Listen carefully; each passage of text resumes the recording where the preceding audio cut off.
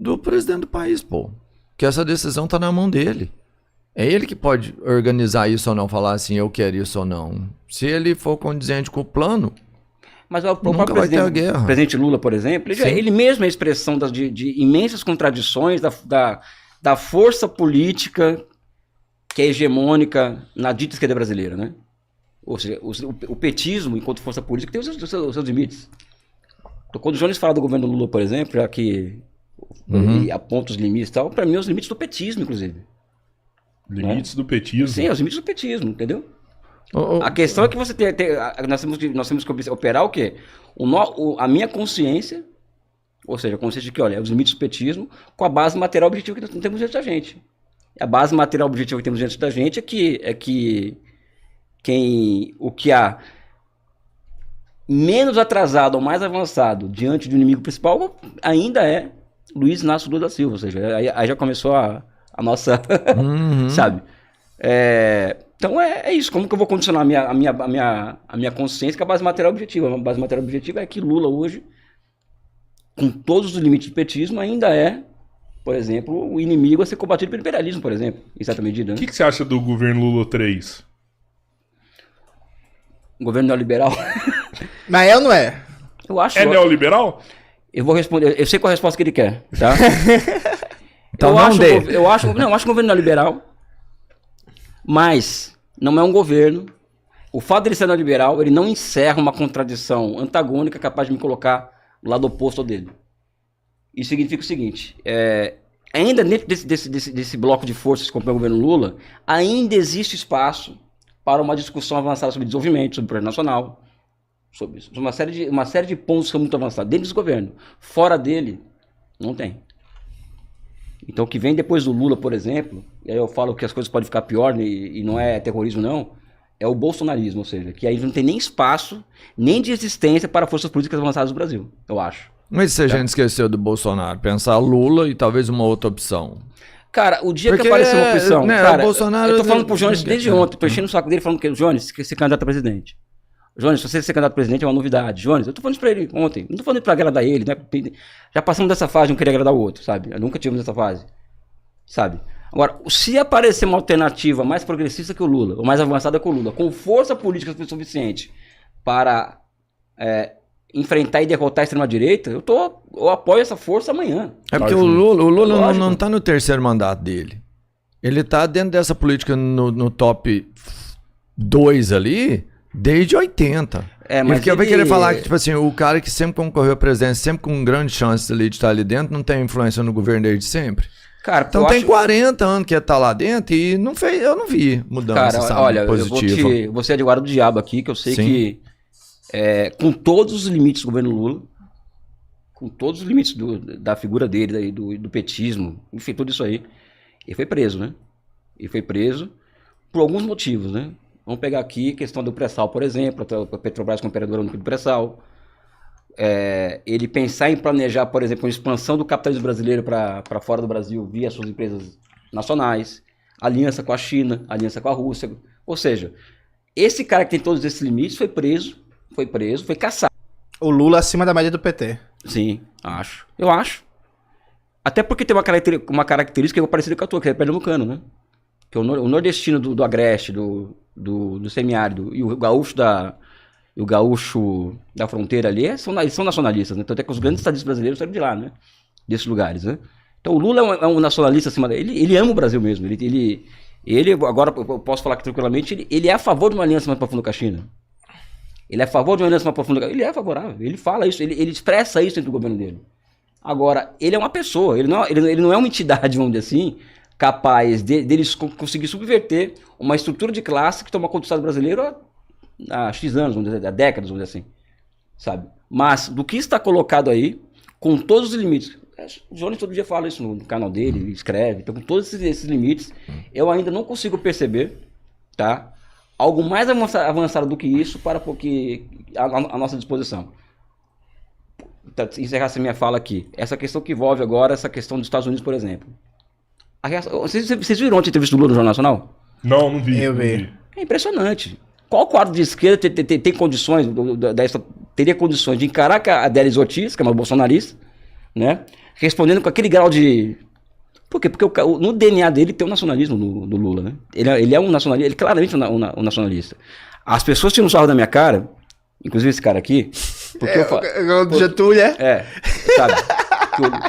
sabe, que o Lula saiu da cadeia e se encontrou com o Getúlio na cadeia. Eu acho que isso é um fato que não se expressa na política real, por conta das opções que nós temos de política monetária, etc, política fiscal, essa coisa toda, mas, nesse aspecto, ele é um Getúlio, entendeu?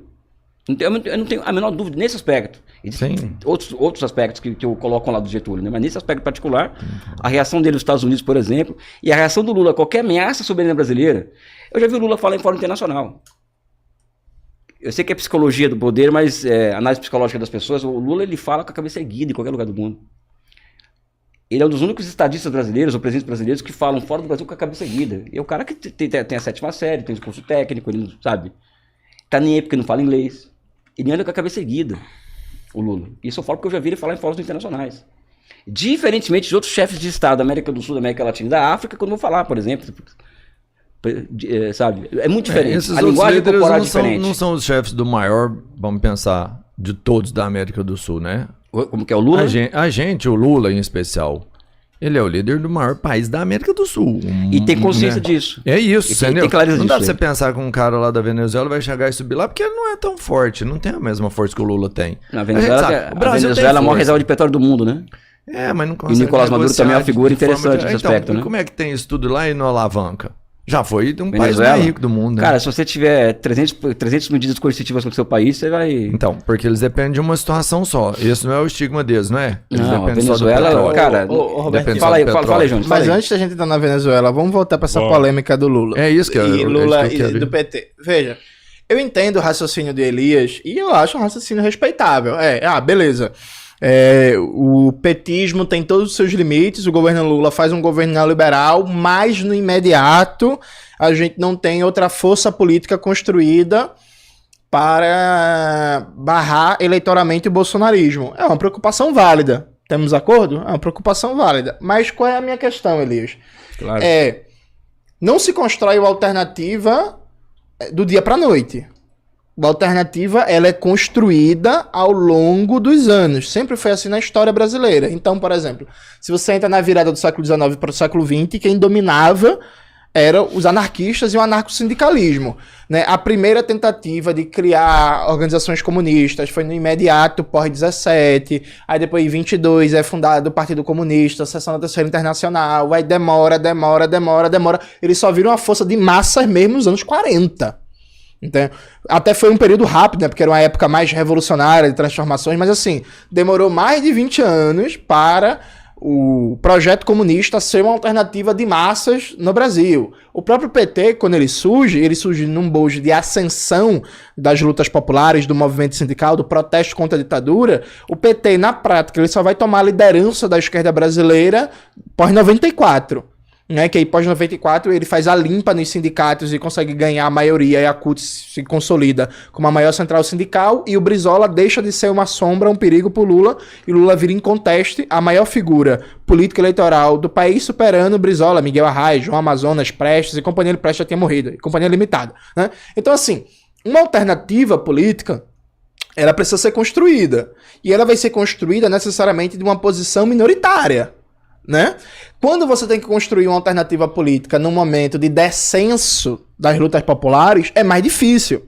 Leva mais tempo, né? É mais fácil construir uma alternativa política em momento de ascensão da luta, de povo na rua, de explosão de greve, do que construir agora que a gente está numa defensiva estratégica. Só que esse processo precisa ser construído, porque senão vai acontecer o que me parece que é o caso que acontece no Brasil há mais de 20 anos. Quer dizer assim, o PT não dá respostas históricas. Não dá resposta nem para um projeto revolucionário, nem para um projeto reformista. Cá entre nós. Se a gente for fazer um balanço, uma perspectiva meramente de história brasileira, o PT está aquém do trabalhismo, né? Em termos de legado estrutural para o Brasil, de reformas populares e tal. Está aquém do trabalhismo. Então, o PT está aquém, mas é o que tem para agora. Eu tenho só 14 anos de militância, né? Vou completar esse ano. E aí, veja, desde que eu comecei a militar é que eu escuto isso. Deveria fazer assim, deveria ter isso, deveria ter essa prioridade, deveria ter essa noção, mas não tem agora. É o PT ou é o PSDB? Aí era isso, é o PT ou é o PSDB. Pá. Beleza, agora depois é o PT ou o Bolsonaro. E na prática, as oportunidades históricas que a gente vem tendo para colocar em perspectiva o enfrentamento à dependência, o enfrentamento ao imperialismo, aos interesses da acumulação rentista, da desindustrialização do país, do desmonte de serviços públicos, da austeridade, têm sido perdidos, né? Então, por exemplo, você pode ter gostado da entrevista de Lula. Eu achei injustificável que, frente a uma situação daquela, o chefe da nação não chame as cadeias de rádio e TV, dê a linha do governo, chamando as coisas pelo nome, um ataque à soberania nacional brasileira, uma ingerência imperialista. Isso prova que o Brasil precisa fortalecer sua capacidade de autonomia produtiva e tecnológica, a gente precisa embarcar num projeto de industrialização, Aí depois ele vai dar as entrevistas. Aí depois ele desdobra o discurso já dado como chefe de Estado para a nação, aí ele desdobra nas minúcias nas entrevistas. A entrevista do Lula, tirando a parte que ele falou do BRICS e desdolarização, qualquer liberal progressista poderia ter dado aquela entrevista. A Simone Tebet falaria a mesma coisa. O João Campos falaria a mesma coisa. Ele nem sequer tocou no ponto central, que é uma ação imperialista, né? E nem colocou o que significa aquilo ali. Aquilo significa que o Brasil não pode continuar a ser um país dependente, né? Então, veja, a minha questão é, quando é que a gente vai começar a construir alternativa? Porque muita gente, você critica muito o Lula e o PT. Claro, porra. Porque eu quero construir uma força política alternativa, marxista, revolucionária, que coloque a Revolução Brasileira como centro do debate político. Eu sei que o Lula hoje representa a maior força política do país. Não, isso é óbvio. Dito isto, é para fazer o quê? É para esperar ter as boas condições para aí a gente tentar construir um projeto alternativo. Veja, eu não acho que isso deu certo. Se você pega os últimos 20 anos do Brasil, 3 forças políticas tentaram construir uma alternativa ao petismo, estando próximas do petismo. Vamos lá, PCdoB, PSOL e Consulta Popular. Eu não acho que o resultado tem sido bom. Significa que aqueles que tentaram construir uma alternativa, sendo oposição à esquerda ao PT, tiveram resultado melhor, como o PCB e o PSTU? Também acho que não. Mas eu estou convencido que se a gente quer construir uma alternativa para sair dessa polarização eleitoral entre lulistas e bolsonaristas, a gente precisa construir ela agora. Porque se a gente for deixar para depois, o depois vai passando e na prática o Brasil tem uma situação que a gente tem um ministro da Fazenda que é filiado a um partido supostamente de esquerda que está todo dia defendendo o programa neoliberal. Aí como é que a gente vai falar para a população depois que esse negócio de austeridade fiscal é uma ideologia burguesa, quando o ministro da Fazenda, que é do partido supostamente de esquerda, tá dizendo a mesma coisa que o comentarista da Globo News? Né? O processo de construção de alternativa, me parece, passa por agora demarcar. E isso para mim não é ser antipetista, é dizer assim, não sou petista, não quero ser e quero ser alternativa. A questão que eu vejo, primeiro que o Lula colocou ontem, não tô aqui para defender o Lula, tá? Mas, ou defendendo. Defenda. Não, mas vamos ver o não, ele ontem, na entrevista que ele deu primeiro que eu não vou esperar que o Lula vai para a Rede Nacional de Cadeia de Televisão para falar que é um investido imperialista, que nós temos que montar nossos esquemas produtivos próprios para enfrentar esse tipo de ameaça. Eu não espero isso do Lula. Elias, não espero isso do Lula. Porque eu sei muito bem quais são o polo avançado da cabeça dele e o polo atrasado. O Lula é um cara que tem uma clareza muito grande de povo, mas ainda está na infância da construção de uma clareza de nação. Ele é um nacionalista, mas ele não tem uma clareza, como talvez o Jones tenha sobre a questão da centralidade da questão nacional. Agora, ele tocou em 2 pontos ontem, que são justamente os pontos que o Jones ele dispensa, que é a maior maldição para os americanos hoje, que é BRICS e desdolarização. Então, dentro do esperado, por exemplo, vai pegar o Lula na década de 70, 80, por exemplo, ver o pensamento do Lula e ver o que ele está falando hoje, você nunca imaginar que ele defendeu um bloco do sul global contra os Estados Unidos e defender esse bloco e defender que o Brasil comercialize com moedas que não seja o dólar. Ou seja, eu acho que isso já é uma superação dialética do Lula sobre si mesmo. E por que defendendo isso tudo ele não fortalece esse bloco? Por que vetar a Venezuela entrar nesse bloco? Eu acho que primeiro que o Brasil ele tem dado uma contribuição para os BRICS a contribuição particular do Lula é muito grande, tá? Agora, o Lula opera, por exemplo, ele governa o Brasil a partir de marcos institucionais legados do golpe de 2016, tá? Um exemplo é a independência do Banco Central. Para você desfazer essa independência, você precisa de 3/4 do Congresso Nacional. Aí não tem conversa. Jones, candidato a presidente, Elias, vira deputado. Não tem. Você precisa. Né? Mas olha, desculpa te interromper, mas o PT defende a autonomia do Banco Central desde a Constituinte de 88, né? Não, Jones, eu não tô falando que o PT defende ou não, falando que é o meu ponto de vista, sabe? Não, sim. Mas eu tô falando que ele opera sob marcos institucionais pós-golpe de 2016. Vamos fazer uma crítica profunda, vamos. Eu acho que o Lula perde a chance, por exemplo, em 2009, com a crise de 2009, de mudar, por exemplo, a política de meta de inflação. Ali foi uma oportunidade histórica que nós perdemos, talvez não volte mais. E ele aposta na crise, vamos para criticar o Lula, né? Ele aposta na valorização cambial para ganhar a eleição de 2010. Tanto é que ele entrega para Dilma com o câmbio 1,50. Isso abriu uma nova vaga de desindustrialização no Brasil. Ou seja... Ele fudeu mesmo. Não, isso é evidente. A questão é que eu acho, para resumir a conversa, é que eu não sei se é possível, eu não sei, tá? Eu não tenho certeza em relação a isso. Porque materialmente o PT hoje o Lula representa hoje mais ou menos 25% a 30% da população brasileira. Bota nos caras. Isso aí é um fato. Exato. A gente não pode, ele não está fazendo isso, tá? Não tô usando de retórica. O Jones não disse isso. Mas é uma realidade objetiva que nós temos que lidar com essa realidade. O PT representa isso, o Lula representa isso hoje. O Lula morto deve cair para 15% isso.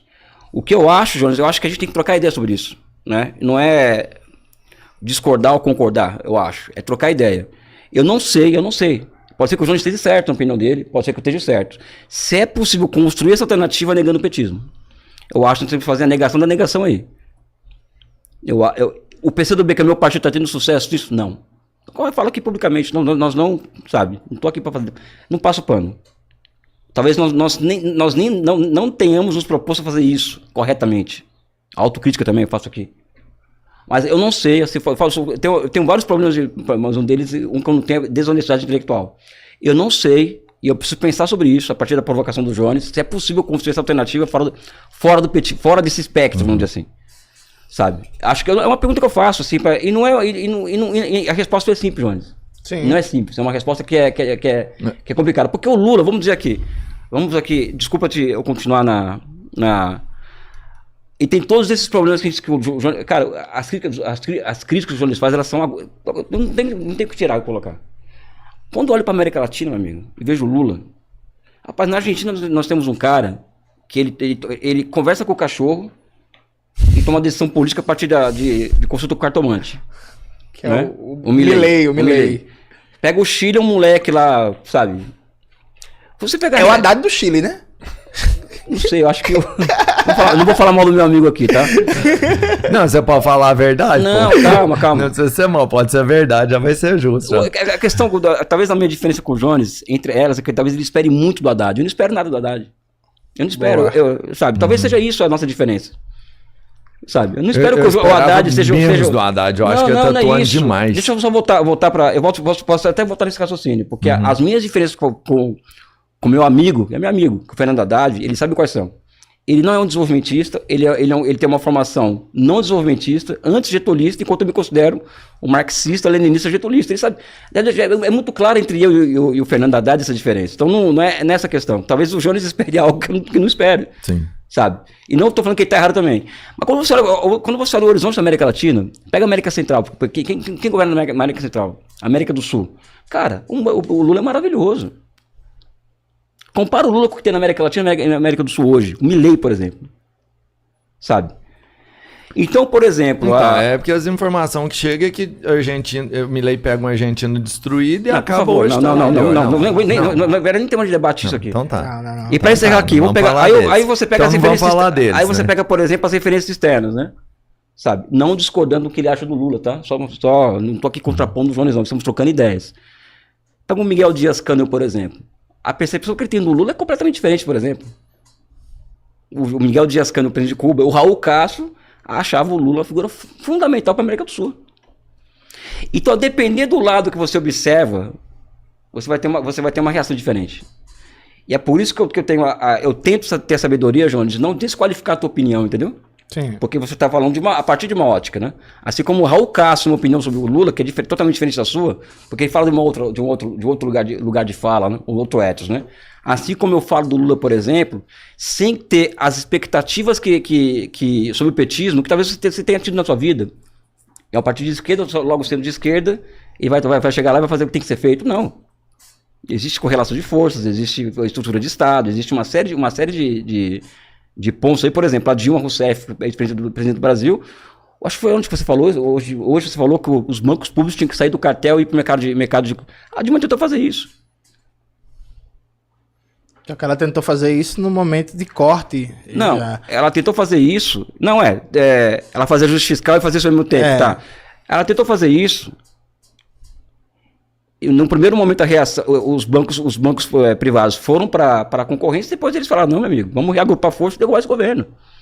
Ou seja, a Dilma Rousseff, por exemplo, ela foi derrubada por outros motivos. Aliás, o PT foi derrubado, tá? Vamos falar, já que o PT foi derrubado por, entre outros motivos, por tentar colocar a taxa de juros no seu devido lugar. Né? Por fazer o que o jornalista está pedindo para ela fazer. A Dilma Rousseff ela foi para a televisão falar que a taxa de juros no Brasil era extorsiva, vamos dizer assim. Né? Ela falou em rede nacional de rádio e televisão. Caiu. Mas veja. Vai lá, João. Mas, rapidão. Quando a Dilma fez... é polido, hein, mas quando a Dilma fez polido. isso... Não, veja, tem uma discordância aqui só de leitura, que quando a Dilma fez isso, ela fez isso numa política de contração fiscal. E aí você sabe melhor do que eu que você baixar a taxa de juros e o custo do spread bancário, isso não alavanca o investimento. Você deixa o investimento mais barato a nível de custo de crédito, mas o que garante investimento é a demanda agregada. Então a presidenta, ela estava, ao mesmo tempo que baixando a taxa de juros, ela estava fazendo um contracionismo fiscal, dentro de uma leitura de macroeconomia errada. Porque qual era a expectativa?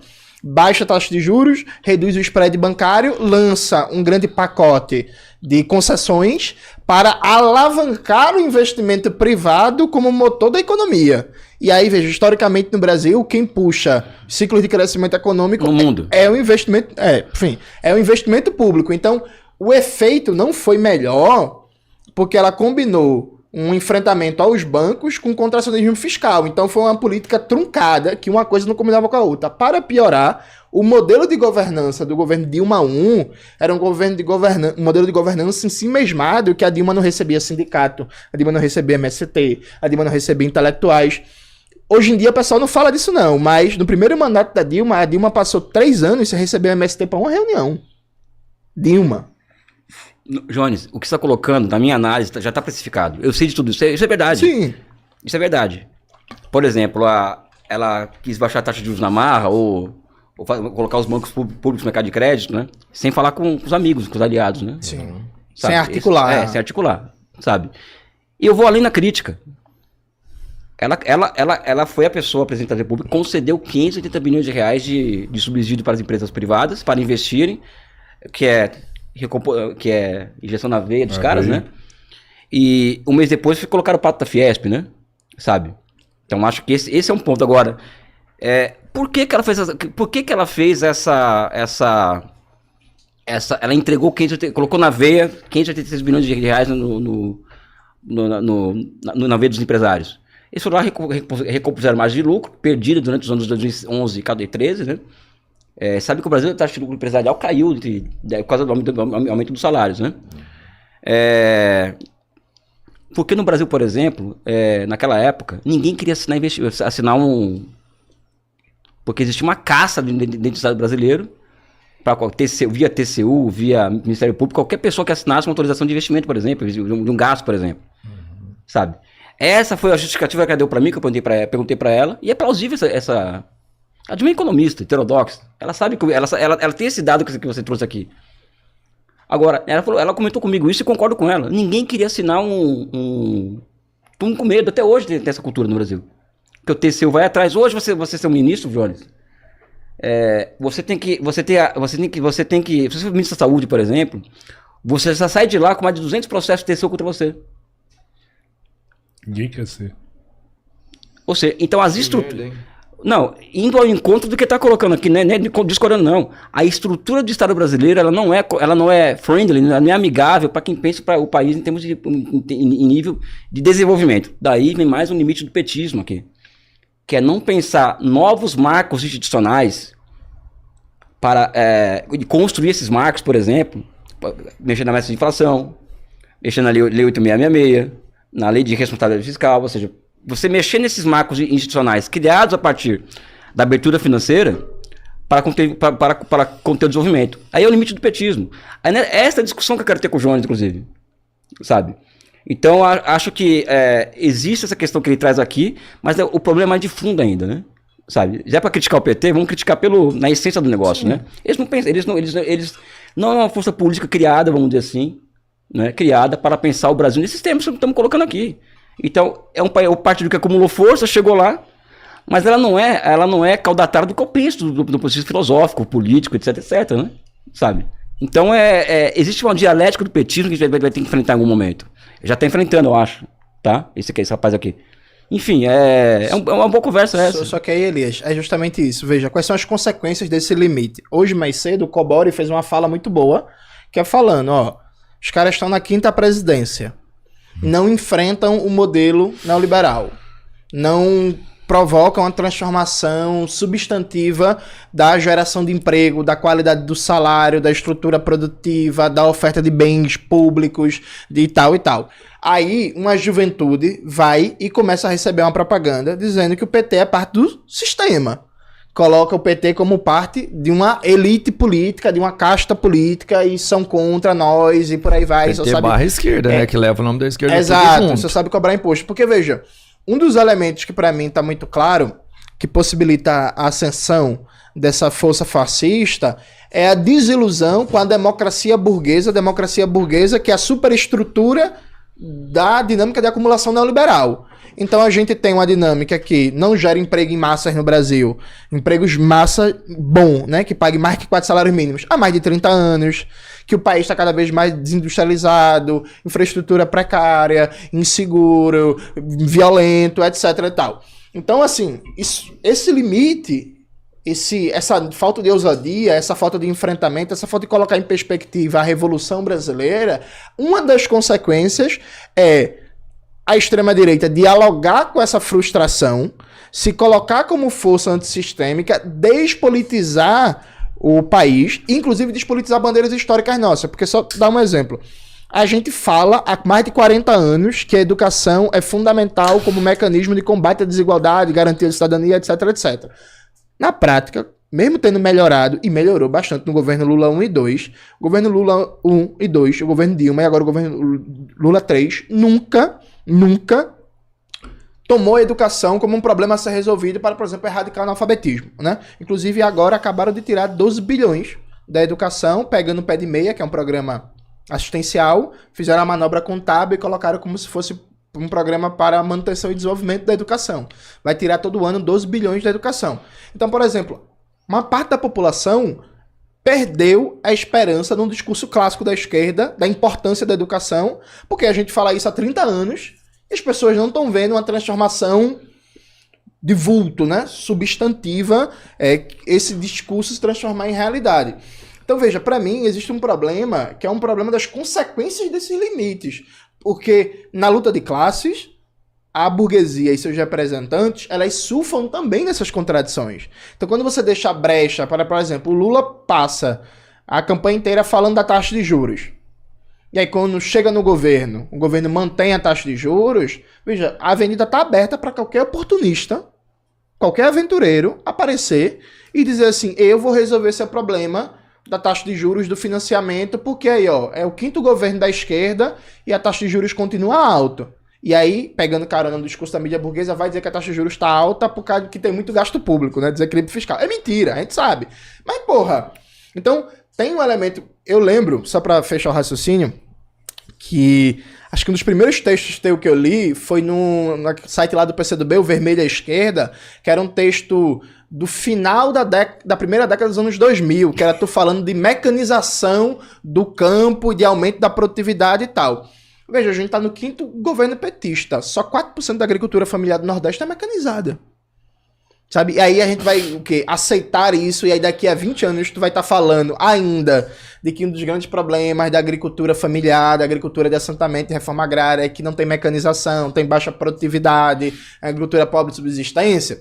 Isso, e aí não é esperar do PT, é justamente fazer a crítica do que não está sendo feito, do que poderia estar sendo feito, para as pessoas que estão se desiludindo, saber que existe uma esquerda que pensa diferente e que entende essa desilusão, para as pessoas não ir para a direita, porque eu tenho certeza que você conhece muita gente que era de esquerda, se desiludiu com essa esquerda hegemônica e foi para a direita, porque eu que sou mais novo conheço, você conhece com certeza também. Chama de velho 3 vezes em Não, minuto, não né? é mais velho, é experiente, porra. Jones, Eu era esquerda pra caramba, só vim por causa disso. Aí virou isso aqui agora, ó. Tá vendo? tragédia, né? Não, fala sério aí, desculpa aí. Primeiro que você vê que tudo é muito contraditório mesmo, ou seja, o governo Lula, por exemplo, por equívoco, né? Ele toma medidas, por exemplo, no final do governo, na segunda metade do Lula 2, por exemplo, relacionado à Petrobras e o complexo industrial de óleo e gás, por exemplo, que gerou milhares de empregos industriais no Rio de Janeiro, por exemplo. É por equívoco, é sem estratégia, mas estava acontecendo isso, né? A questão esse é um ponto que eu acho que também quando esse governo, o gasto público aumenta no governo Lula 1 e Lula 2, em grande medida, esse gasto público se converte em uma situação de pleno emprego no Brasil, né? Uma situação de pleno emprego que leva um aumento da participação dos salários em relação ao PIB no país. Por quê? Porque o baixo nível de desemprego fez com que os trabalhadores no Brasil, o governo Lula 1 e 2, tivessem o maior poder de barganha sobre o empresariado. Então, 2013, por exemplo, foi um ano com o maior número de greves no Brasil e um ano que os trabalhadores tiveram mais ganhos salariais na história do Brasil. 2013. Isso era do PT. Né? Com todas as contradições que ele está colocando, e não vou discordar dele nisso aí. Todas essas contradições. O PT colaborou para essas mobilizações na época? Não, a questão que eu quero colocar é o seguinte, é que eu acredito que o Brasil são várias construções interrompidas, eu acho. Tá? E acredito que o momento em que o Lula, o PT, ou as forças que compõem aquela maioria heterogênea que está lá até hoje, que voltou ao governo agora, e estava encontrando um caminho para o Brasil. Estava mesmo. O BNDES, por exemplo, o BNDES com as campeãs nacionais, por exemplo. Essa é uma política altamente ousada. O BNDES financia as exportações brasileiras. O Lula, por exemplo, colocou $1 bilhão em Cuba, meu amigo. Sabe o que é isso? O Porto de Mariel, $1 bilhão em Cuba. Né? Aí eu vou fazer a brincadeira com ele. O neoliberal não faria isso. Ele está enfrentando um poder hegemônico, um poder, sabe? Isso tudo no governo Lula. Ao mesmo tempo que tinha a taxa de juros alta, ao mesmo tempo que tinha a meta de inflação, ou seja, o atrasado e o avançado estava convivendo em idade de contrários ali. No momento que o Brasil estava se encontrando, talvez, com um projeto, veio um golpe de 2016. E o golpe de 2016 não é porque o governo do Lula é neoliberal, da Dilma é neoliberal. Eu acho que é uma questão geopolítica colocada, o lugar do Brasil no mundo, o que estava acontecendo no Brasil. Então, eu acredito que existe uma construção interrompida sobre o governo do PT, ou das forças que estão com o PT, inclusive o PCdoB, foi interrompida, culpa nossa, tudo isso aí. Mas a desconstrução que veio depois inviabilizou qualquer coisa mais avançada nos dias de hoje, acho eu. Tá? A questão da taxa de juros abre uma avenida. Eu acho primeiro que existe uma questão de culpa do Lula. Você vê que eu vou mais concordar ou discordar, talvez, né? Colocar toda a culpa no Roberto Campos Neto de que a taxa de juros era muito alta. Isso deseduca, eu acho. Debate despolitizado. Isso deseduca. Outro amigo meu, Galípolo, né? Fala que eu tenho. Olha os meus amigos, vou perder a volta aqui vendo isso aqui, né? É meu amigo. Não vai, porque. Não, é meu amigo, cara. Por exemplo, eu vou falar aqui. Onde eu vou falar, olha, o Jones é meu amigo. Porque eu tenho ele como amigo mesmo. Amigo de fato mesmo, gosto dele. E o Galípolo é meu amigo. Eu conheço o Gabriel Galípolo há 20 anos. Eu tenho uma relação pessoal com ele. Né? Achar que o Galípolo que determina a taxa de juros, isso é infantil, isso. O que determina a taxa de juros é o poder constituído, é uma estrutura de classe do Estado. E não vai ter esse aventureiro que vai baixar a taxa de juros, a não ser que ele tire o sistema financeiro do bloco de poder no Brasil. Aí sim, aí... Baixar não, mas ele pode prometer, né? Já que as forças... Prometer, Jones, o Bolsonaro prometeu também, tu não promete isso. Mas aí, isso, o problema, ele... Tá, entendi teu ponto. A anterior, o cara falou, olha, tá vendo como a esquerda não consegue... Não, entendi. Foi o que o Pablo Marçal fez em São Paulo, por exemplo, e quase foi pro segundo turno. Sabe, agora, eu volto à questão aqui, entendeu? A superação do petismo eu ainda não sei, nunca não sei, humildemente, mas não sei se vai estar por uma alternativa de fora desse bloco histórico, dessa maioria em torno do PT, ou de dentro. Eu tenho essa dúvida, pessoal. É legítimo ter essa dúvida, não tenho certeza. Porque os elementos para minha resposta, quem trouxe foi ele. Uhum. Olha, o PCdoB, o PSOL, não sei o que, não conseguiu montar um. E quem tá fora também não conseguiu. Por isso que eu acho que o momento, Jones, é mais evidente que radicalizar, demarcar. Eu não sou contra isso, não. Onde eu vou, eu demarco também com o PT, com o PSOL. Agora, eu acho que temos que ter mais serenidade para fazer essa discussão sobre o que vem depois do petismo, como construir essa alternativa, do que muitas vezes se tem. Eu acho até que dentro da esquerda que se diz radical, ele é esquerda radical, tá? Não, o resto eu não sei. Ele eu acho que é radical porque ele entende história, né? Se tem se existe preparo intelectual e político principalmente para fazer esse debate, sabe? Eu acho que não tem. No que chamam de esquerda radical, não tem. Tem pessoas da esquerda radical que você pode ter um diálogo sobre essa questão. O Jones é um deles. O resto não vejo. Não vejo mesmo. Caramba. Não vejo mesmo. Não, tô sendo muito honesto com ele, assim, sabe? Não, sabe? Que outra pessoa da esquerda dita radical pode fazer essa discussão de fundo fora o Jones? Não conheço. Porque boa parte dessa esquerda radical, aí não é culpa da esquerda radical também não, tá? Não conhece o que é Estado, não conhece o que é povo, não conhece o que é luta política de fato, não disputa uma eleição, não... Sabe? É complicado. Não sabe da parte econômica, às vezes tem muito contexto. Não estuda, não tem... E a culpa não é deles também, não. Não falo que eles são incultos, não é da carteirada, não. Porque até para fazer esse debate, você vai ter que ter passado por uma experiência de vida, como ele já passou e comentou conosco aqui, que não é pequena, entendeu? Isso não é brincadeira de criança. Sabe? Não é uma coisa de criança, o PT é uma merda, então fazer... Não é isso, pessoal. A discussão ela é séria. Porque ela envolve o futuro do Brasil. E o futuro do nosso campo político, revolucionário. Uhum. Que o pessoal duvida disso, mas eu sou um revolucionário, tá, pessoal? Eu sou um comunista de direita pro Jones, né? Sei lá, sabe? Mas eu sou um revolucionário. Só que eu levo isso tão a sério que eu chamo o Jones aqui Jones, vamos ser mais sereno para discutir isso. Né? Demarcar é correto, mas vamos ser mais sereno, porque isso envolve o nosso futuro, cara. Porque se eu e o Jones chegarmos a uma conclusão definitiva sobre isso e der errado, a responsabilidade é nossa. Então eu peço, não é para o Jones não, eu faço mais serenidade para discutir isso. Esse tipo de coisa, a alternativa de esquerda, a alternativa para a Revolução Brasileira, sabe? Eu sugiro, né, para ele novamente, mais serenidade, porque o PT é uma força política que não é qualquer coisa, e a base do PT é radicalizada, tá? A base do PT é socialista. Ainda é?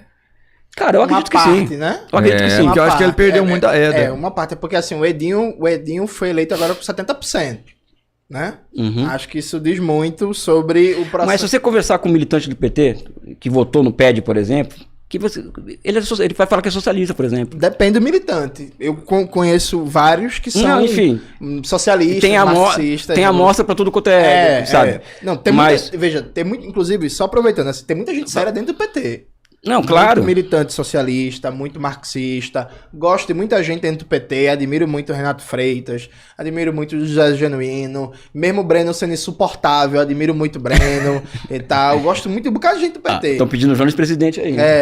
Gosto muito do trabalho da deputada Natália Bonavides. Fez uma campanha para prefeito de Natal, agora muito boa nas últimas eleições. Agora, veja, meu problema, Elias, eu volto na questão central. Veja, você falou, tinha uma construção que foi interrompida no Brasil. O que é fato, vinha algumas coisas avançando. Por exemplo, eu comentei rapidamente no carro ontem a política da Petrobras, o incentivo à pesquisa, ao desenvolvimento e tal. Ao mesmo tempo, ou paradoxalmente, foi a maior expansão do ensino superior da história brasileira, formando um bocado de unisquina, vende diploma, que foi a base da contra-revolução bolsonarista. Porque não dá para separar as coisas. Aquela expansão do ensino superior precário, ruim, mercadológico, deu a base para o bolsonarismo. Ao mesmo tempo, tinha a política de segurança da nova lei de drogas, que o encarceramento em massa cresceu mais no governo Lula do que no governo FHC. Tinha aquela desgraça no Rio de Janeiro, que foi a política do PP. O governo Lula também montou a política de polos produtivos, como é o caso do polo têxtil, lá do Agreste, que é um ajuntamento, uma lógica que lembra um pouco que deveria ser uma zona de livre comércio, mas na real é um negócio de baixa produtividade, de precarização, de trabalho precário. Maquila. Maquila, que não tem densidade, enfim. Então tem uma série de problemas aí. O X da questão é que a gente tem urgência histórica. A gente está num momento de uma quadra histórica em que aumenta o risco de guerra mundial, de que tem colapso climático, de que tem uma transformação de sistema imperialista global com oportunidades históricas surgindo. Então, por exemplo, em 2022, você falava muito sobre grandes intervenções para criar 20 milhões de empregos urbanos no Brasil a partir de obras de infraestrutura, de trens, de parcerias com a China, BRICS, Nova Rota da Seda, por exemplo. Isso não é feito, não é só... Isso pra mim é o mais grave. Não é só por causa dos constrangimentos da luta de classes e da forma política do Estado burguês. Isso não é feito porque os principais quadros da dita esquerda simplesmente não consideram isso. Nem sequer está no horizonte. Então, o problema não é a frente ampla. E aí nisso, o Gilberto Maringoni, camarada, tá certíssimo. O problema não é a frente ampla. O problema é que os quadros que deveriam ser da esquerda da frente ampla, né, os quadros do PT, Wellington Dias, Rui Costa, Fernando Haddad, e por aí vai, meu amigo, se brincar, eles são mais neoliberais. Tem um exemplo concreto, assim. No governo Lula, tinha um projeto para data centers, né? Aí o projeto tava na mão do Alckmin, lá no Ministério do IMIDIC, com participação do seu amigo Wallace, né? E o projeto tava saindo bem. Ia ser a primeira política do governo Lula que eu ia defender firme. Tava saindo bem, um projeto bem desenhado, com critério de soberania nacional, proteção de dados brasileiros, geração de emprego local e tal. Aí esse projeto para data center sai do MIDIC e vai para o Ministério da Fazenda. O negócio, quando chega no Ministério da Fazenda, vira um Frankenstein, em que sai qualquer preocupação com soberania nacional, com proteção tecnológica, com proteção de dados, e o projeto vira atração da instalação de data centers. De outros lugares no Brasil. Atração de instalação de data center, mas data center controlado pelas Big Techs. Então, assim, e aí o projeto estava mais avançado na mão do Alckmin do que na mão do Haddad.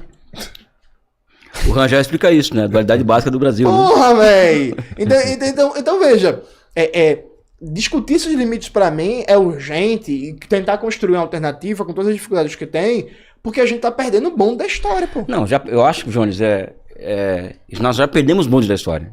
Essa que é a questão. A questão é que o que eu acho é que eu não tenho como acelerar o tempo histórico no Brasil. Porque tem uma eleição no que vem para ser disputada, a chance de eu ser derrotado, o campo do Lula é grande, e nós vamos entrar talvez numa espiral que vai sair daqui 20 anos, né? Se sair.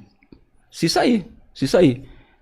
Eu volto a dizer aqui, eu não tenho como acelerar o tempo da história. Eu não tenho como não discordar do Jones em relação a isso. Tá? Mas eu não tenho como acelerar o tempo histórico da construção da alternativa. Mas eu sugiro ainda, eu volto a dizer, que com todas essas contradições colocadas pelo Jones, que o Rangel explica muito bem, quem vai ler o Rangel vai perceber que o Rangel ele nos entrega a possibilidade de explicar isso daí.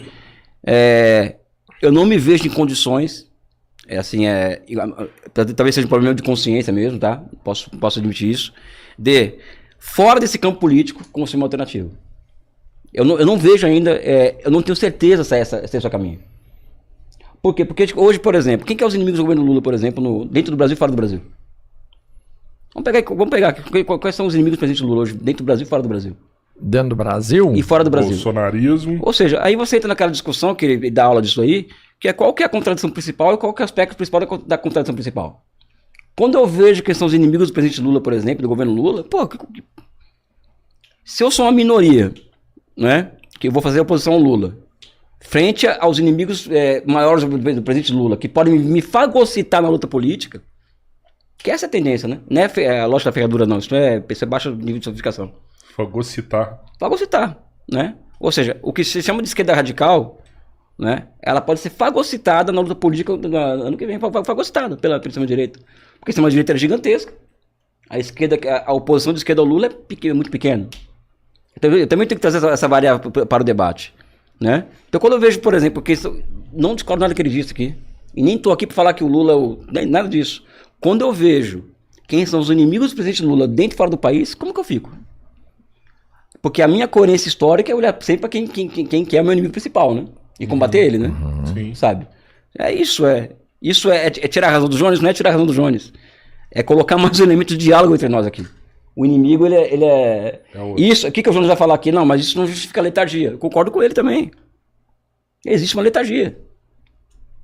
Mas existe a urgência de nós não perdermos 2026. Existem várias emergências, né? A construção de uma alternativa e não perdemos 2026. E por que eu estou falando isso para você, Jones? Porque não é contraditório que você pensa o que eu penso. Sim, nesse aspecto. Não é contraditório. Sabe? Eu só acho que são respostas táticas diferentes. Não, exatamente. Então, quando eu vejo os inimigos do presidente Lula, por exemplo, o Nicolás Maduro, por exemplo, vamos pegar o caso do Nicolás Maduro. O Brasil não deixou a Venezuela... Sim, Entrar no BRICS. no BRICS. Você tem alguma dúvida de quem vai torcer nas eleições do ano que vem? De que lado que ele vai estar? Na Venezuela? Lá do Brasil da Venezuela? Do Brasil, do Lula, do Bolsonaro, do bolsonarismo? Não tem a menor dúvida. Quem a Venezuela vai apoiar no Apoia Brasil? não. Quem que ele vai querer na presidência do Brasil? O Lula ou alguém do Bolsonaro?